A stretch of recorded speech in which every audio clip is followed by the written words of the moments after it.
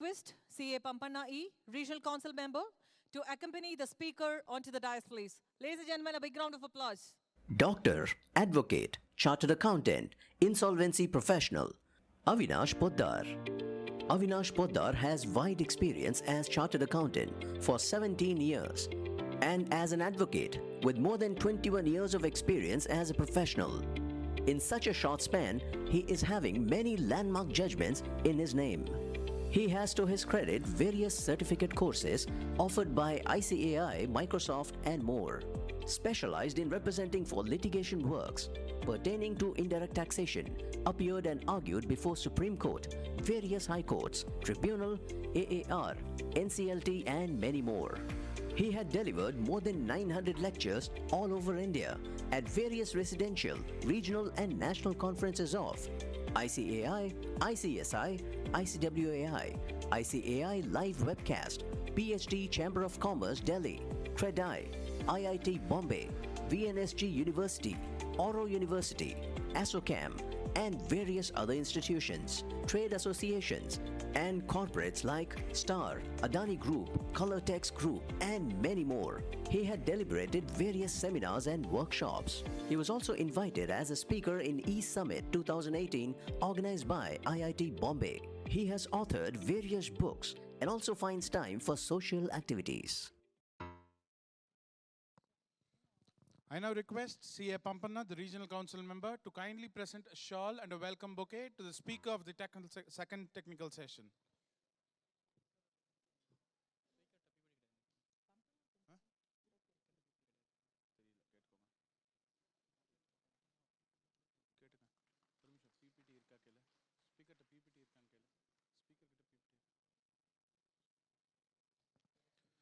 Thank you, sir.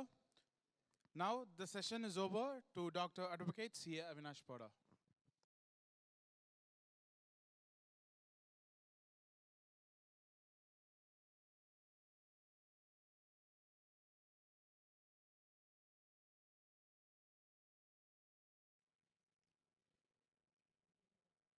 Good morning.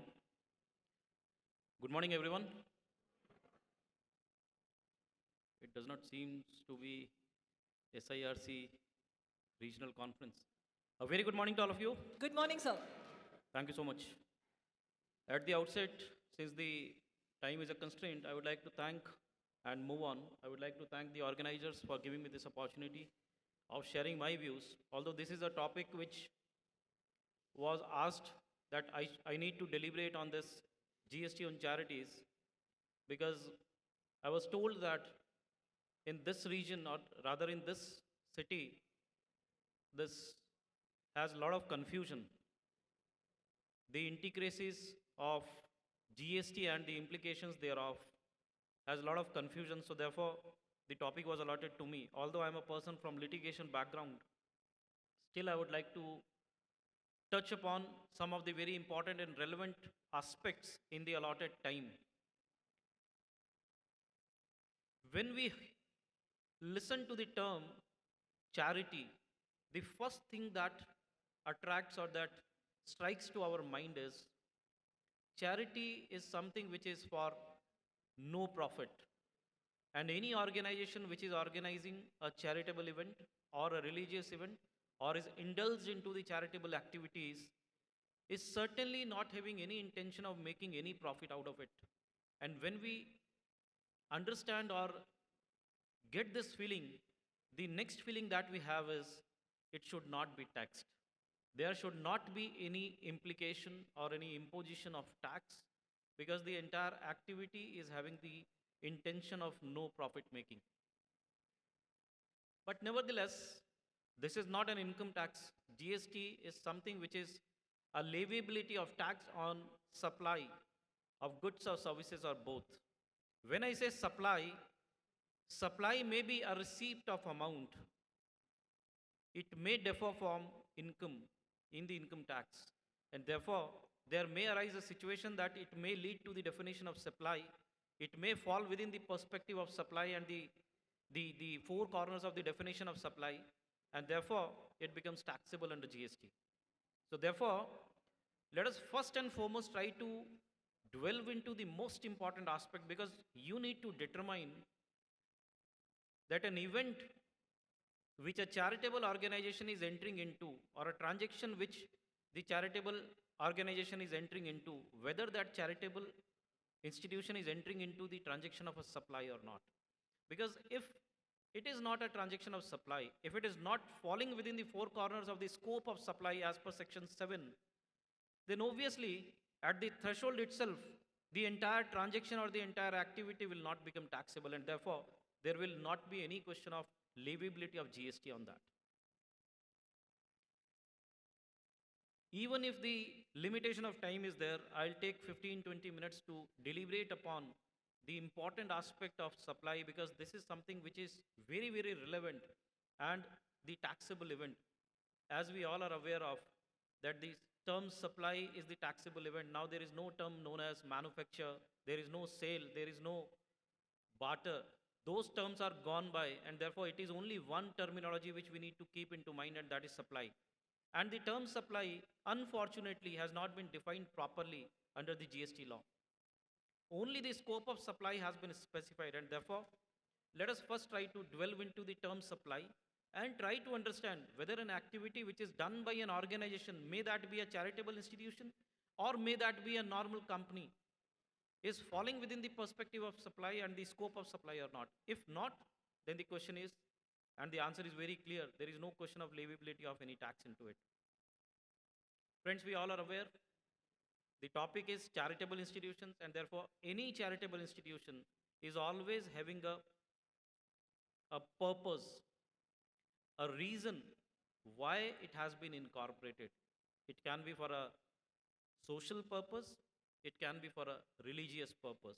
In case of social purpose, there can be a education, that can be the purpose of incorporation of that charitable institution, or it may be a health or environment per se. But important is, if I am entering into a business, or rather into an activity which is a charitable in nature, I may not enter into any business. But at the same time, for charity also we are requiring funds. Now from where do the funds will come? It may be generated either out of donations. We'll get donations, that those donations can be dhan peti in the temple, or it can be a specific donation for a specific purpose, that yes, I'm giving you this X amount for this specific purpose. That can be a donation. That can be one of the resources of raising the funds for the charitable institution. The second can be interest, because I'm receiving the donations, I may be depositing that with the bank and getting interest out of it. So that interest also becomes a source of fund. Then it can be renting, because I might be holding the properties, and few of the properties I might be renting out, letting out, and earning revenue out of it. So that can be one of the resource. And over and above that, I can also be indulged into the sale of goods. So these can be the resources through which I can generate the funds. Now the question comes, whether these resources will fall within the purview of supply or not. So for that, let me delve into the term supply. I'm sorry, I'm not having any presentation. Please be with me, and I'm sure once you are with me, you will be able to get the point which I'm trying to share with all of you. Section 7 of the CGST Act, I will touch upon only one clause which is relevant as per me. Section 7 of the CGST Act, which defines, we believe that it defines, but I believe it is not a definition of the term supply. It is only specifying the scope of supply. It says, for the purposes of this act, the term supply includes, meaning thereby it is not a conclusive definition, it is only an inclusive definition.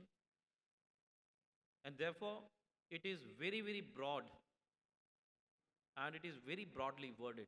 It says all forms of supply. So first confusion arises is, you are saying the definition of supply and you are saying all forms of supply. First, let us know what is supply. But let us not go into that. It says all forms of supply of goods or services, or both, such as sale, transfer, barter, exchange, license, rental, lease or disposal, made or agreed to be made for a consideration by a person in course or furtherance of business. Now, please note down few very important phrase out of it. One is all forms of supply. Second, consideration. And third, in course or furtherance of business. Now, when I'm raising a fund through donation, can I say that it is my business of raising funds from donations? When I'm raising a fund from interest, can I say earning interest is my business? When I'm raising a fund out of letting out of property, can I say it is into business? It is a consideration. Certainly, it is a consideration. But whether it is arising out of a supply and whether it is falling within the purview of business or not, that is we need to evaluate at the very first instance and at the threshold. So therefore, three terminologies as per me: all forms of supply, that includes sale, exchange, barter, lease, license, rental or disposal. Whether we are falling into that, then whether there is a consideration or not, and over and above these two things, along with consideration, whether it is forming part of business or not. If any of these is absent, it will not fall within the purview of supply, and therefore at the threshold itself, it will be out of the transaction, out of the taxability of GST. So important is, whenever we are analyzing, whenever we are trying to understand for a particular activity, for a particular company or a charitable institution, that whether the activity which the company or the trust or the charitable institution is entering into is a business transaction, is having consideration against a supply or for a supply, and it is made by a person. Now, when I say made by a person, the definition or the scope of supply nowhere mentions about by a person to a person. So, can we presume, the question arises, can we presume that even self supplies are taxable? Give me some time, I'll come back to this question, whether self supplies are taxable under GST or not. For the time being, important is consideration, business, and two persons. Remember this: consideration, business, and two persons, meaning thereby self supply is presumed to be taxable looking to the plain reading of the clause A of section 7 subsection 1. But when we go into detail into schedule 1, which we have read, schedule 1 says even self supplies are taxable provided there are two distinct persons. Because when I am transferring to a branch, let's say my branch at Karnataka, I am supplying from Coimbatore, from Tamil Nadu to Karnataka, it is the same person, same PAN number, but in GST it is regarded as a distinct person, and therefore it will be two persons, two different persons. So three components of supply is mandatory for any transaction. If all these three are there, then we can say that yes, it is a taxable, it is a supply, it is a taxable event. First, there has to be a supply. What is supply? Supply, as I have already stated, that supply term is not defined in GST, so therefore I need to rely upon some of the definitions which is there in the dictionaries. And one of the dictionary wherein I found this meaning of the term supply says, make something needed or wanted available to someone. Make something needed or wanted available to someone by Oxford. So this is a definition which is given in that particular dictionary, but GST law does not provide any such definition. So therefore there has to be a supply. That means something which is needed or wanted by someone. If you are providing, that means two persons. You are the supplier and the person who is wanting it is the recipient. So supply, then consideration, then there has to be a business for which the consideration is received. These are the mandatory ingredients for understanding the transaction, whether it is falling within the purview of supply or not. Now let us just spend 2-3 minutes and try to understand how broadly the term business is given. Again, keep back the backdrop. You are a charitable institution. You are raising fund from, let's say, donations. I'll mention 5-7 examples. I'll share with you 5-7 examples where we'll have practical issues which will be discussed.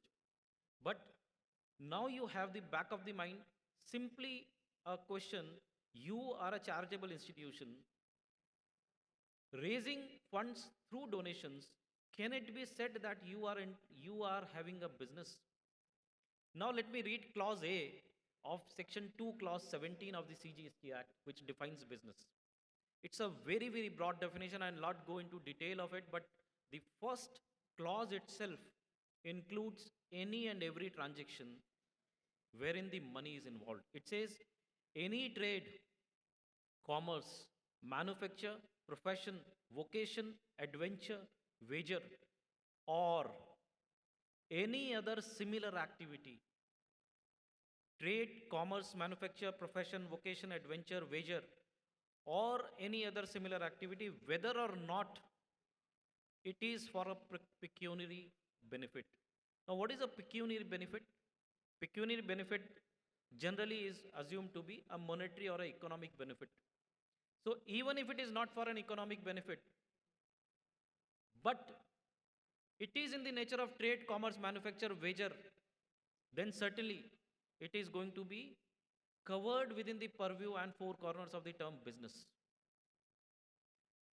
And since it is so broadly worded, the confusion arises, and therefore there are lots and lots of confusion amongst the minds of we professionals and the business organizations that whether a charitable institution is really expected to pay tax, and if yes, then on which transactions, and if no, then whether on all the transactions or all the receipts that is being generated by that particular charitable institutions, whether all the receipts are exempt.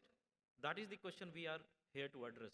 But before moving into the practical issues, I'll just address one more important aspect, because there were three important aspects: supply between two persons, consideration, and business. Business I have tried to touch upon in the time frame.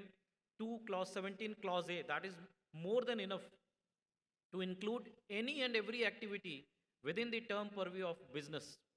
And if it is a business, then we'll have to delve into the term consideration.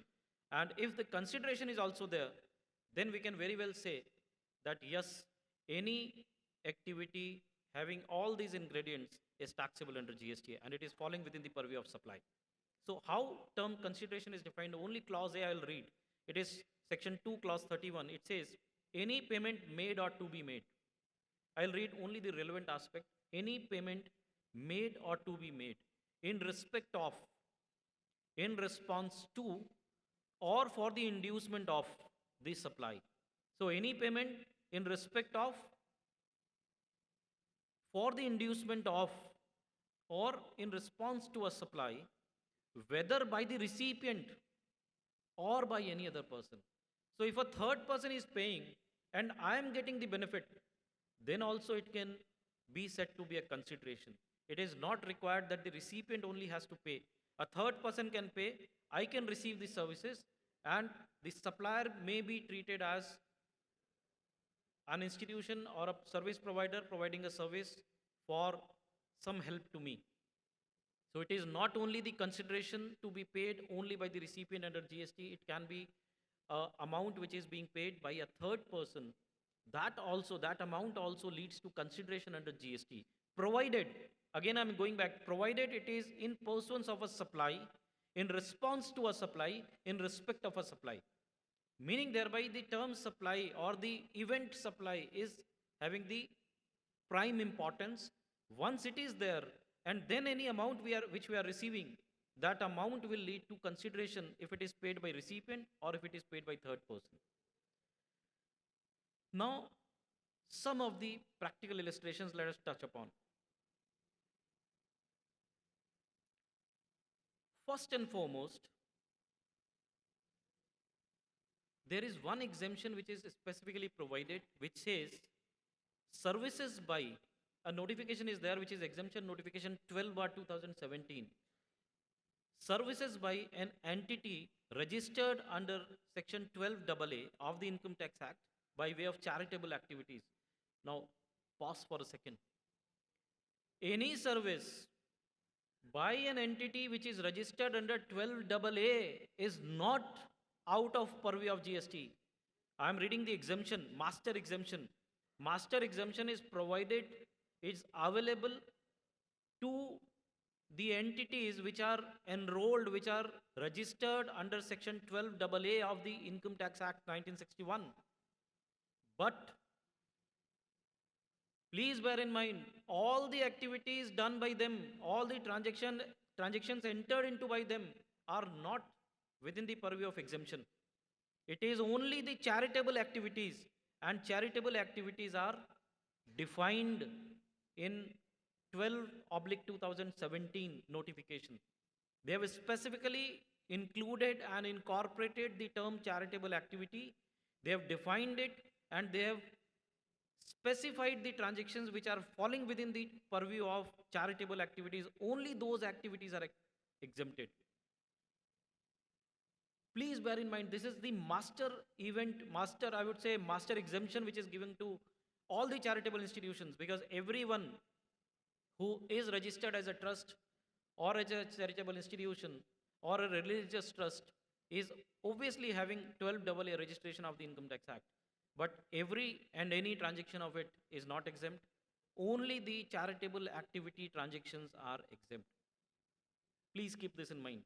And this is applicable only for services. This exemption is only for services, it is not for goods. Meaning thereby, any trust supplying goods may be taxable. We'll be delving into that. Now, what are the charitable activities which are defined? They have classified into 4 categories. I'm repeating, they have classified the charitable activities into 4 categories. 1, public health. Public health.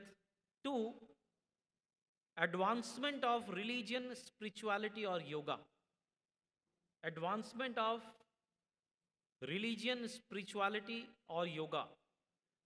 3, advancement of educational program or skill development relating to multiple events. So this is 3rd. 4th, preservation of environment. These are the 4 activities which have been specifically classified as charitable activities. And if the institution is indulged into providing these services, then it can be said that yes, it is exempt. But hold on for a moment. It is not that any and every public health service is exempt by that charitable institution. No, they have further subclassified it. They have said public health by way of care or counseling temporarily ill persons or persons with severe physical or mental disability, persons affected with HIV or AIDS, person addicted to a dependence forming substance such as narcotics, drugs or alcohol. So, care or counseling of these 3 events are included into public health as a first instance. Care and counseling of a physically or mental disability person, either temporarily or permanently ill. 2, a person who is affected with HIV or AIDS. 3, a person who is addicted to drugs or alcohol. When I was reading this, as I've said, I'm more into litigations. So when I was reading this, something which clicked to my mind, I'm sharing with you on a lighter note is, nowadays, what is the addiction that we all are having? Cell phone, correct. And that is something which is taking a lot of time. And now let us go back to our good old days when we were young, or rather I would say when we were child. Now just imagine your child's. Everybody is fully involved into the mobiles. So can the addiction of mobile, this is a question which came to my mind and therefore I'm sharing with all of you. Can the addiction of mobile which we all are having fall into this? Care or counseling, it says care or counseling of addiction pertaining to narcotic, drugs or alcohol. In the days to come, maybe we'll come out with the amendment in this subclause wherein they will say, and they will incorporate the mobile addiction also, unfortunately. This is what I foresee. Because that is causing a lot of damage. Narcotic drugs, what does it have? What does it do? It loses our conscious, or rather, we lose our conscious when we are drunk or when we consume the drugs, and therefore we forget or we tend to forget that we are having any stress. Alcohol, the same kind of effect, and the same is happening with the mobile also. So, anyways, come back. That was care or counseling of these three events, that is public health. And second is public awareness of preventive health, family planning, or prevention of HIV infection. Friends, please bear in mind any public health service given by a charitable institution registered under Section 12AA of the Income Tax Act is not exempt. Exempt is only care or counseling of temporarily ill persons who are having disabilities, HIV or AIDS persons, and the addicted persons to drugs, or a public awareness program which relates to preventive health, family planning, or prevention of HIV. Over and above this, everything is taxable. As of now, or till the moment which we have discussed, everything other than this is taxable because it is not falling within the purview of charitable activities as per 12 of 2017. Second is religion, spirituality, or yoga. So any advancement of that, any activity, any institution which is indulged into advancement of that, that is Patanjali. The example which comes to my mind, Patanjali is for advancement of yoga, so that is exempt. Then educational program. Again, there are sub-clauses for educational programs also, so please try to be with me and try to understand this. Advancement of educational programs or skill development relating to abandoned, orphaned, or homeless children. Physically or mentally abused or traumatized persons. Prisoners, person over the age of 65, residing in rural areas. It is not for urban area, it is for rural areas. So only for these four sub-clauses, four sub-clauses, the exemption is provided in, and the inclusion is there in the charitable activities definition. Otherwise, any other activity which is pertaining even to the educational programs, that is taxable. It is not exempt. Today also, I think it is an educational program. I will consider this to be an educational program, and it is taxable. The GST is applicable, although ICI is not a charitable institution, but had it been a charitable institution, prima facie it seems to be taxable because it is out of the definition of charitable activities in GST 12/2017. And last is preservation of environment. So this was all about what I wanted to, or I intended to touch upon.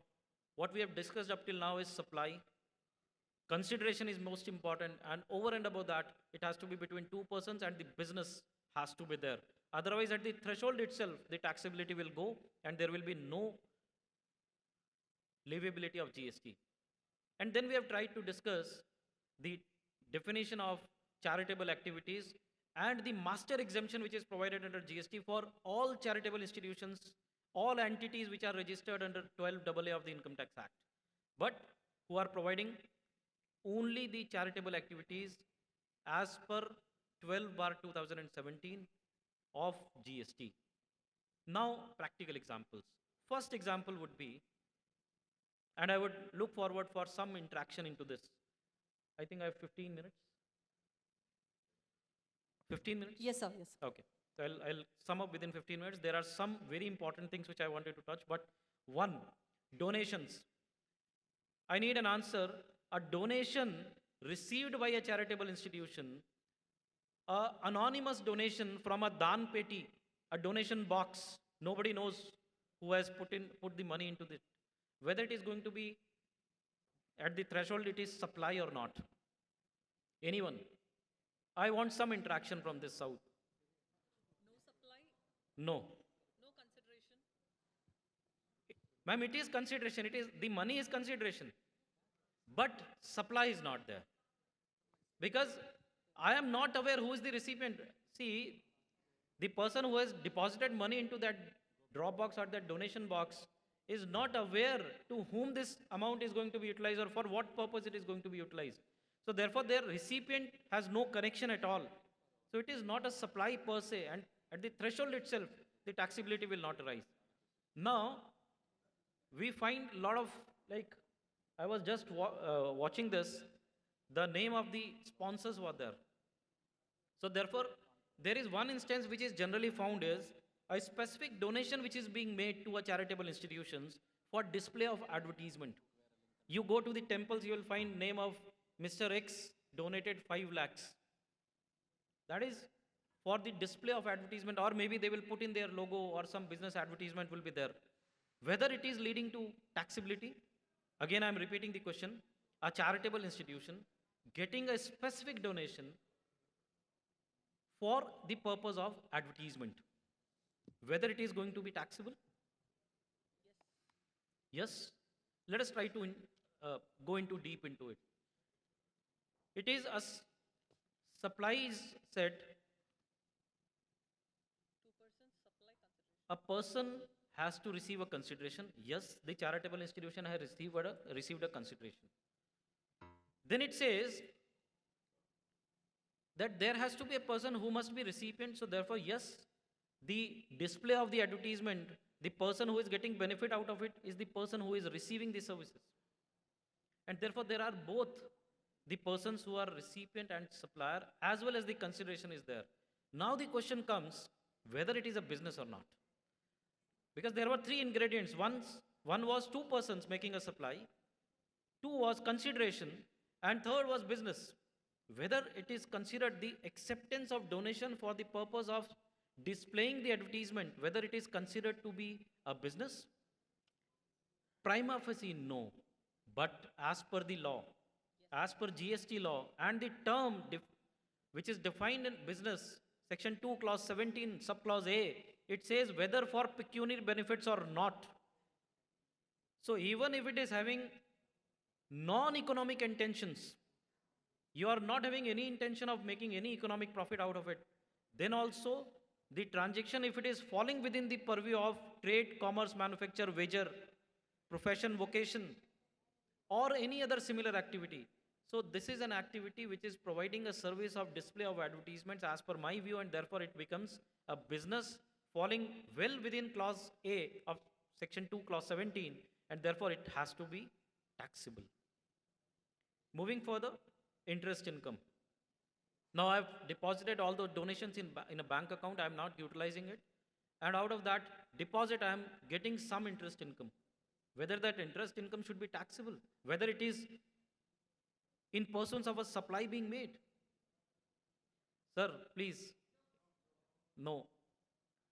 Anyone who says yes, interest income for a charitable institution, taxable? No. Sir, had it been taxable, let us believe it is taxable. Because it is against a supply, or you are earning a money out of a transaction, let us believe it is a supply. Then also there is an exemption specifically provided in 12/2017, any interest received for loans and advances or any other event is exempt. So therefore by that perspective also it is going to be exempt. Now another very important question is, but prior to that, let us go into the educational aspect, because we have touched upon which kind of educational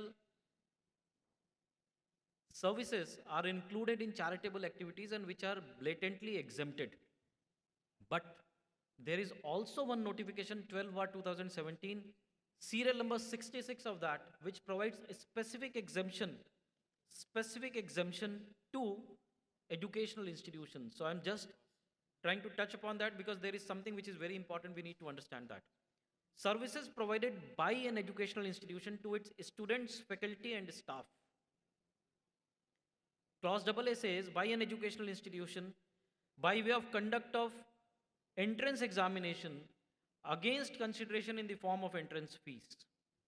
So any service which is related to students, faculty and staff by an educational institution, again the term educational institution is defined, is exempt by serial number 66 of 12/2017. So this is an additional entry. Please bear in mind, because what we have discussed earlier, that was mega exemption or master exemption, which said any entity which is registered under 12AA of the Income Tax Act is exempt. All these services are exempt, provided it is charitable activity. But 66 serial number is specifically for educational institutions, student, faculty or staff, it is exempt. Even if you are conducting an entrance examination, then that is also exempt, or you are charging an entrance fees, that is also exempt. Over and above that, everything is taxable. And therefore, there was a lot of deliberation. This is a forum of ICI. I can very well share this because I have been in the committee of ICI for GST and indirect tax. So we have a lot of deliberations because there was a question whether the GST will be applicable, and if applicable, whether the credit will be flowing into the members or not. So I'll not delve into that, but please bear in mind, ICI is an organization but not an educational institution. So therefore, the activities provided by it does not fall into serial number 66 and it is taxable. Another exemption which relates to healthcare services. We have touched upon healthcare in master exemption, but there is another entry in 12/2017 which is 74 of 12/2017, 74, entry number 74, which says healthcare services by clinical establishment and authorized medical practitioners or paramedics. Services provided by way of transportation of a patient in an ambulance other than those specified in clause A above. So therefore, it is not only healthcare services which is pertaining to care or counseling of ill patients which are physically or mentally disabled, then HIV or AIDS, then persons which are addicted to drugs or alcohol, or public awareness related to family planning and HIV, which was there in the master exemption. This is an additional exemption which is provided to all the clinical establishments which are providing the medical services. That is also exempt. Now, one important question. When I am admitted to an hospital, I get medicines also. I get a lot of consumables which is supplied by the hospital. I get the implanting also done by the hospitals, and even food also is provided to them, to me. Whether all will fall within the purview of medical services or not. I am repeating the question. A hospital is providing a medical or healthcare service which is included in serial number 74 and therefore exempt.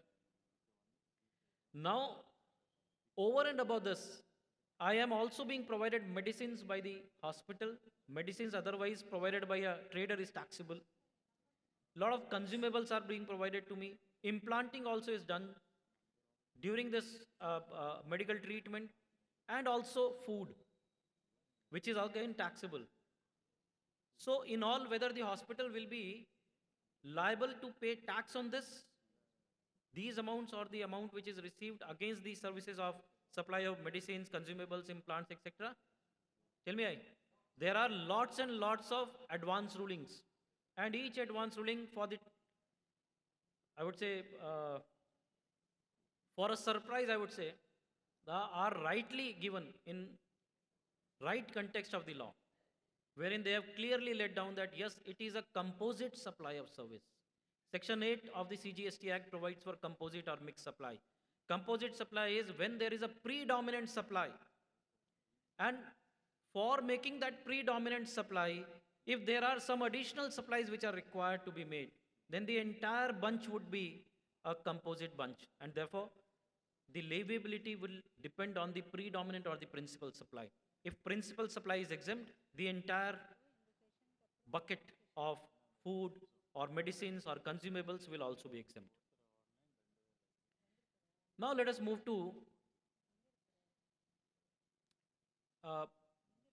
another important question. I think we professionals might be facing it. There are a lot of doctors who are on the retainership business or retainership basis with hospitals.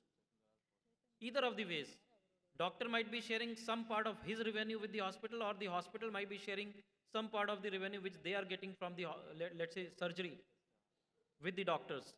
What about the taxability? Whether it is not going to fall within the healthcare services? The answer is absolutely no. Even the CBIC has clearly clarified this, that yes, either of the ways, whether hospital is paying some part to the doctor or doctor is paying some part of his receipts to the hospital, both are exempt. It will fall within the medical services and it will be exempted. Then there was one question which was raised pertaining to the stem cells.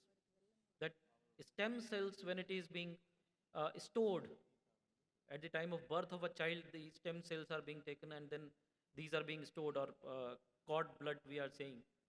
Whether GST will be applicable to that or not.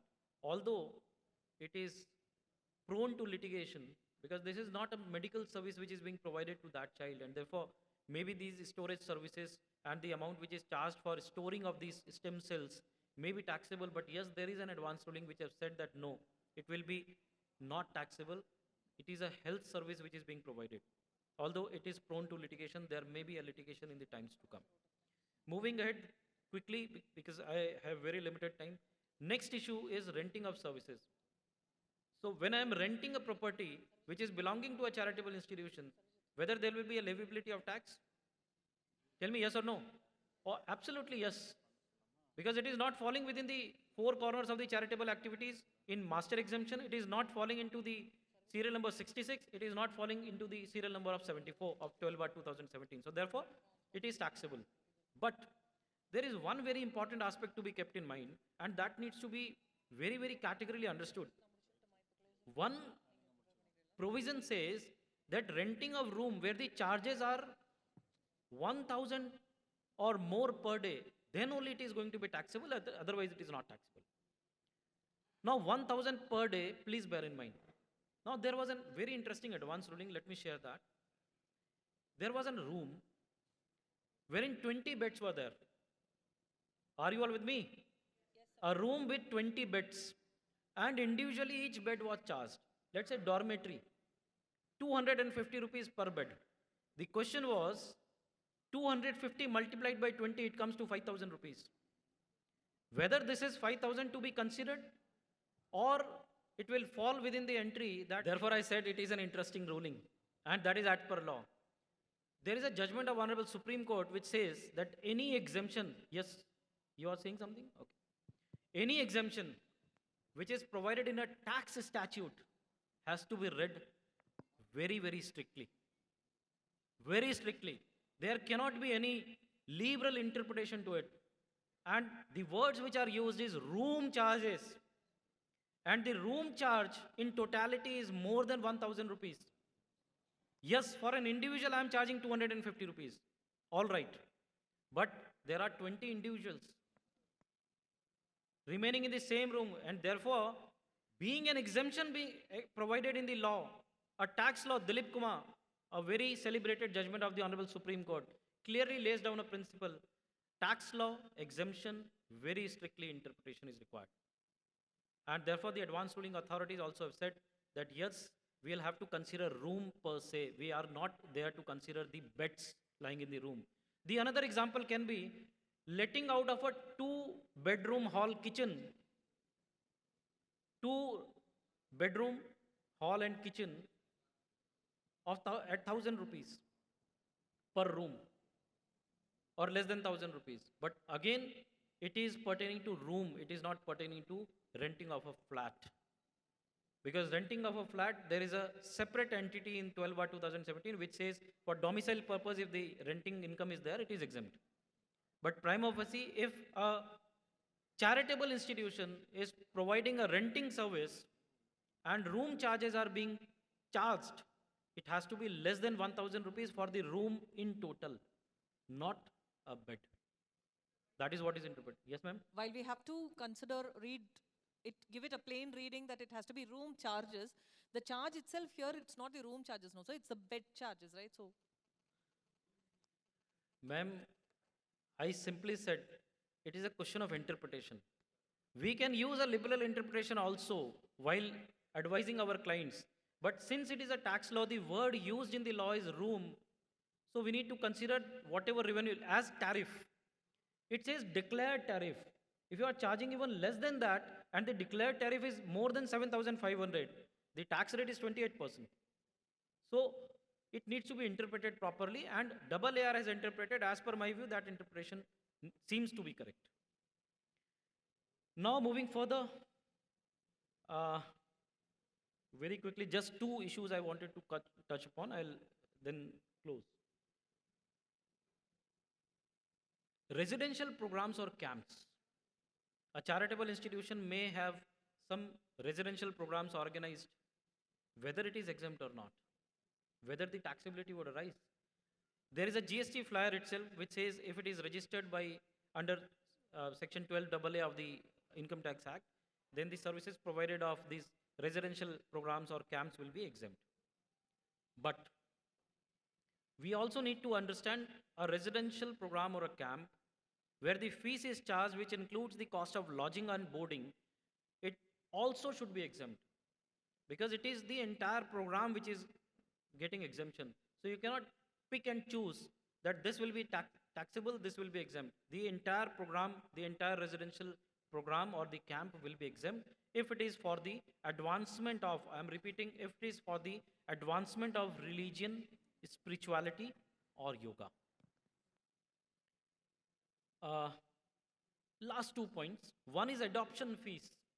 There are a lot of institutions, charitable institutions and other organizations which are taking care of those childs who have no parents or who are alone.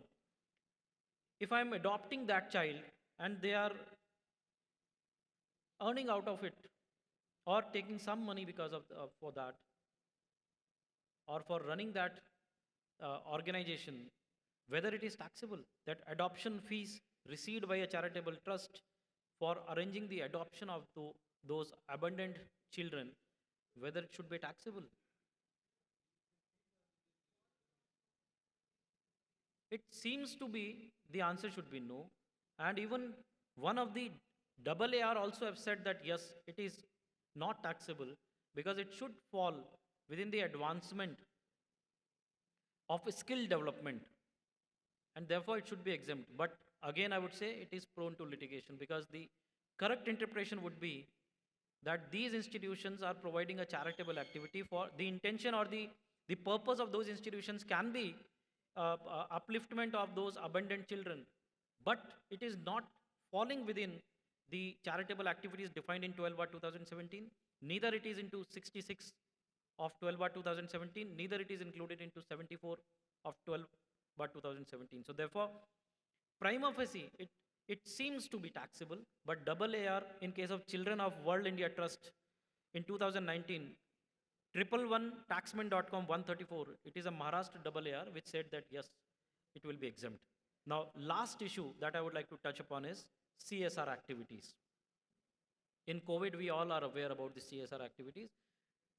Anyways, even over and above or beneath the COVID, if the COVID was not there, then also companies are mandated to spend some money or to invest some money in the CSR activity mandatorily. So the question arises whether the GST which is being paid on the CSR activities is eligible for input tax credit. Can you avail input tax credit of those GST that is being paid? Prima facie the answer is no.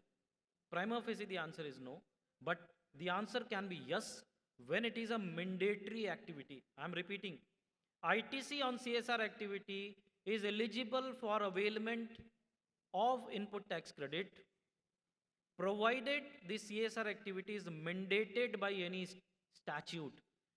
And since it is mandated by Companies Act, the ITC will be eligible only to those mandatory statutory implications or those companies. Otherwise, over and above this, the answer is no.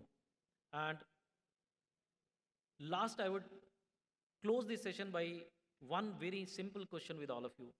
There is section 24 and there is section 23 under GST. 24 says no threshold limit for taking registration.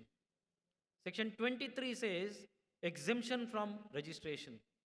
So charitable institutions may be exempt from taking registration provided they are providing only charitable activities, no other services. Then they can be exempt from taking registration. But if they are indulged into providing any interstate supplies, then they can be made taxable or they can be made compulsorily required to take registration under section 24. The question which is, Section 23, whether it is overriding Section 24 or not. If you are having an exemption notification, and if you are making a, let's say, an interstate supply of service, there is a notification which says if you are making an interstate supply of service and the total receipts is less than 20 lakhs, then no need to take registration under Section 24. So the only point which I wanted to share with all of you is, in that case, please bear in mind the notification which is issued, which says that now under Section 24, the mandatory registration is not required, is issued under Section 23. Is issued under Section 23, and therefore, as per my views, even if mandatorily you are supposed to take registration under Section 24, please look into those exemption notifications.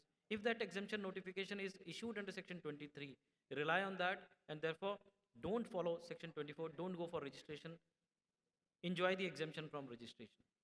With this, I am thankful to each one of you for the patience hearing, and if any questions are there, I'll be more than happy to answer this. Thank you for the wonderful session, sir. We have one question from CA Falguna Kumar, sir. Dr. Falguna Kumar, sir, past chairman SARC. Sir, you have discussed about the donations received by the religious institutions, and just like this, if the name of the sponsor is mentioned, it amounts to advertisement, and the donation is taxable supply, you say. So please consider, majority of the religious institutions receive the donations either for a cottage construction, room construction. At the end, in front of the room, they say donor's name. Or if they donate a refrigerator, this is donated by so-and-so. If it is voluntarily returned, we keep the records in such a way that it's not a condition that if you give donation, I will display your name.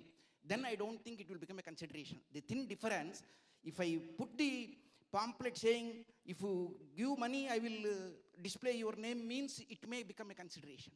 You please give the money, I may or may not consider, then it may not become consideration. In this Very way, well, we can sir. avoid the GST. Very well, sir. Please. I'll absolutely go with your views. Thank you, sir. So there are two ways of doing it.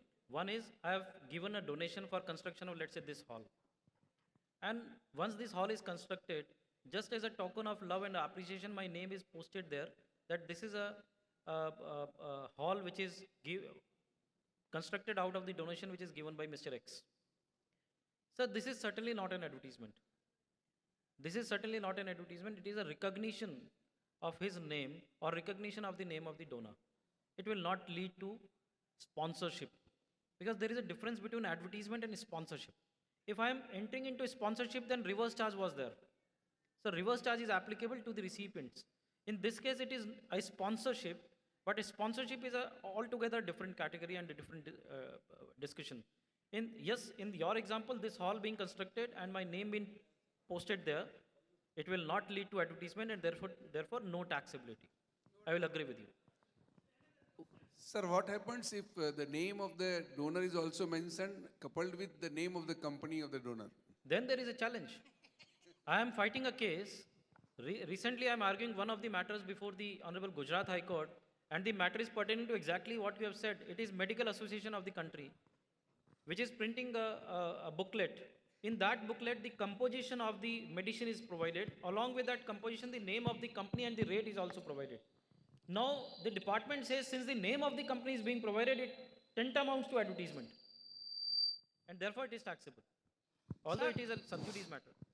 Sir, Yes, if a room is donated, amount is donated, and the room is given free for 1 week to the donor in a religious institution, then is it not advertisement? that will lead to taxability, sir. Okay. It will lead to taxability because there is a quid pro quo. You are giving something and getting something out of it. Same thing may happen in the case of the hall also, what you mentioned earlier. If hall is given for the family members or once or twice in a year. Yes. Obviously, it is taxable. Okay. Can you just throw light on this recent AR ruling of Jai Shankar Gramin versus... Ma'am, actually, I am not going through any of the advanced rulings because advanced rulings, it is one-to-one. If you can narrate the question, I will certainly add my view. No, the issue is grants and non-philanthropic donations received. They say it's taxable. Grants received. Yeah, grants and non-philanthropic donations received by charitable trusts to attract GST, it says. Okay, okay, fine. Ma'am is discussing about one double AR. Let me be very clear and I would say blunt. Double AR is something which need not be relied upon. But it gives it never formulates a precedence. It gives what I can say, a brief understanding that how the department is going towards it. But we can formulate our own arguments. The question is, a grant received by a charitable institution, correct me if I'm wrong, a grant which is received by a charitable institution is taxable. That is what is given by the double AR. Now let us try to go back into the definition of supply. Consideration, yes, grant is there. Supply made or agreed to be made. What is the supply that is being made out of it? I think the supply will be made by someone else to someone else, or the charitable institution to someone else to the third person. And now comes the business. Whether charitable institution is falling into the term business, the answer is yes. So consideration as business, both are correct. It is there. But whether supply per se is there or not, by the charitable institution to a third person, my answer would be, if it is a specific grant, that yes, I am giving X amount for the treatment of Mr. Y to the charitable institution, then it becomes a specific donation wherein the recipient is also identified. Then it may lead to, if it is not falling within the charitable activities definition, it may lead to taxability. But if it is an anonymous donation, anonymous grant, grants are never anonymous, it is always a specific with the object, it should be taxable. It should be taxable. That is my view. So one last question.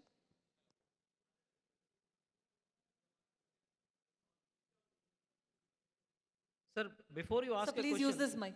before you ask a question, can I give a food for thought for all the participants? There are two aspects which I could not cover upon, but those are going to be the issues which we all are going to face so far as charitable institutions are concerned. One, the availability of credit, because I may be a charitable institution registered under GST, procuring various services or goods, and I may be indulged into the exempt supplies also and the taxable supplies also. So section 17 will become very, very important for us, read with all rules, that is rule 36.4 and all. So please bear in mind that is something which is going to have a lot of trouble to all the charitable institutions, because GSTR 2A, section 17, the eligibility and the calculations under rules 42 and 43 of the input tax credit, that is very, very important. So I could not touch upon that, but that is something which is very important. Yes, please. I'm not able to hear you. So can you please keep it closer? Hello. Sir, one of our client is running a hospital. He's doing healthcare services and is taken a GST exemption. In middle of the year, he could not run the hospital. He has outsourced the entire thing to the other hospital, including the medical equipment, the immobile property, as well as the management, doctors, consultant doctors, everyone. So he used to get a fixed outsourcing money plus the percentage on the share of profit. So whether that income is Got the question. You mean to say there is a hospital X. Hospital X was not able to, or the management was not able to continue with the hospital activities, and therefore they have let out to to Y. And now Y is running that hospital. Out of the revenue, it is sharing some part of the revenue with the hospital. And over and above this, the rental also is given. Correct? Whether the taxability will be there in the hands of X or not. See, the question arises whether X is providing the medical services. The answer absolutely is no. Prima facie, the answer is no. But as I have said, I have given an example of doctors sharing their revenue with the hospital and hospitals sharing their revenue with the doctor. Finally, they are giving the medical services. So or rather in nutshell, my answer would be, when you are getting a share out of the receipts from Y, it will be exempt. But if you are earning rental income, you are letting out the hospital and earning rental out of it, then I would say it is taxable. It will not lead to a medical service which being provided by X, and therefore in the hands of X, the rental receipts will be taxable. That is my view. Thank you so much. Thank Sir, you. Thank you. very good afternoon, sir. I'm a practicing Sir, chartered accountant from Vijayawada. Sir, I have already a small taken. question. I have already taken 15 minutes extra. Can we discuss offline? Yeah, Because please. already No we are issues. running short of time. Yeah. I'll be coming to you. Okay, sir. Thank Nice you so of much. Thank you. Thank you for the patience. Thank you. Thank you. Thank you so much, sir. It was a wonderful session indeed. A complete coverage of the topic. May we now request CA Pampanna E, Regional Council Member, to propose the vote of thanks.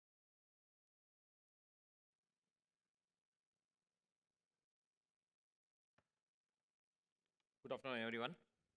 It's my proud privilege to propose a vote of thanks for Dr. Avinash Podar, come all the way from Surat to enrich our knowledge on GST and charities.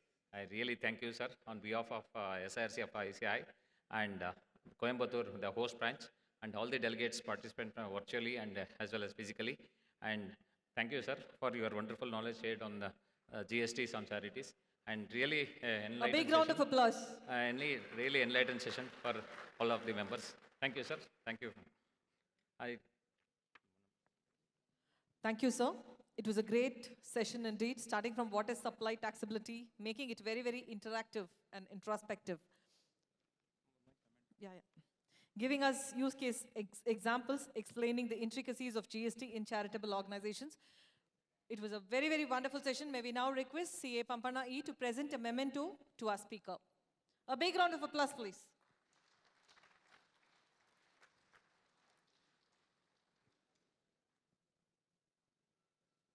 In fact, Avinash sir is the first person all the times to represent any challenges faced by the taxpayer or the industry. In fact, very, very famous in WhatsApp groups.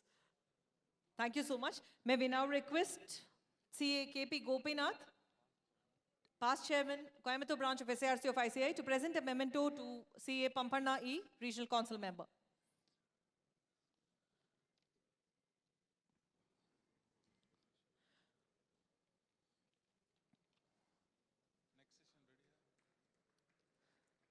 A big round of applause. Thank you, sir. We'll quickly move on to the third session of the day one of the conference. Before that,